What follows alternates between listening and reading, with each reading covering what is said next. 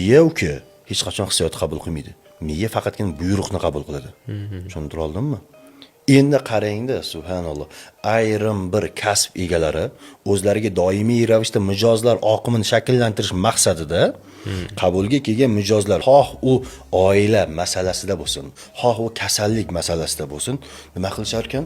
Ko'pirtirib, vohma qilib gapirishar ekanda va aytishar ekanki, shu dorixonadan borib, shu dorilar olasiz va shuncha vaqtlarda qabulimga kelib turasiz. Qarangda, aslida shaxsiy manfaat ko'zlanganda bu yerda doimiy ravishda mijozlar oqimi. Endi bitta ibora bor.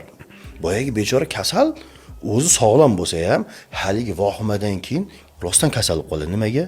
Haligi ibora borda, vohimaning o'zi bir yarim kasallik. To'g'rimi? Haligi doktor yoki de boshqa bir soha vakili xotirjam shuni tushuntirsa, u ham xotirjam qabul qilsa, balkim kasallik yo'q ketar. Lekin bularni qilayotgan shaxsiy manfaati uchun qilinayotgan xatti-harakati oqibatida ruhiy bosim va 100% vahimani hisobida haligi kasallik rostdan kelib chiqar ekanda. Tushundingizmi?